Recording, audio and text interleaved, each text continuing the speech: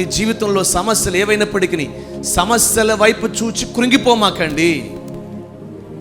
సమస్యల వైపు చూచి కృంగిపోమాకండి. మీరు అనుభవిస్తున్న వ్యాధుల వైపు చూచి మీరు కృంగిపోమాకండి. వాటన్నిటిలోంచి విడిపించే యేసయ్య శక్తి మనమెందు నిలిచి ఉంది.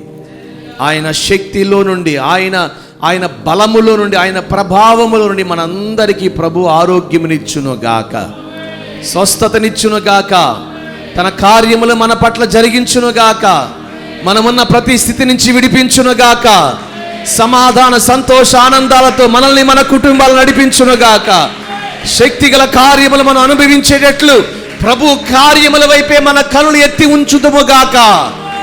హల్లెలూయా, హల్లెలూయా. ఓరక నిలిచి యెహోవా చేయు రక్షణని మీరు చూడండి. రక్షణ అంటే కార్యం. తెలియని మరి ప్రభువును చూచింది. మనం ఆత్మీయ జీవితంలో ఏం చూడాలి?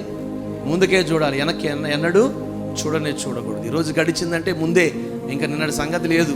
అదే ఆత్మీయ యాత్ర. అనుదిన మారు మనసు అన్న, అనుదిన క్రైస్తవ జీవితం అన్న. అందుకనే సాయంకాలం కల్లా ఉండాలి. ఏదైనా మరలా సూర్యుడు ఉదయించేలోపు ఏమి ఉండకూడదు. ఉన్నాయంటే నువ్వు ఆత్మీయుడు కావు, ఆత్మీయురాలు కావు. అది భర్త విషయంలో అయినా, భార్య విషయంలో, పిల్లల విషయంలో అయినా, అది ఏ విషయంలో అయినా, ఎవరు వారి జీవితంలో ఏ స్థితిలో కృంగిపోతున్నారో నా ప్రభు వారు కృంగిన స్థితి నుంచి లేవనెత్తి నిశ్చయముగా ప్రభు కార్యాలు జరిగించునుగాక.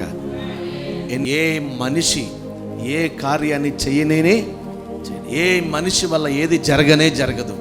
జరిగేది ఏదైనా యేసయ్య వల్లే జరుగుతుంది. ఆయన అనుమతిస్తేనే కానీ ఏ వ్యక్తి అయినా ఏదైనా చేయగలుగుతాడు. హల్లెలూయా.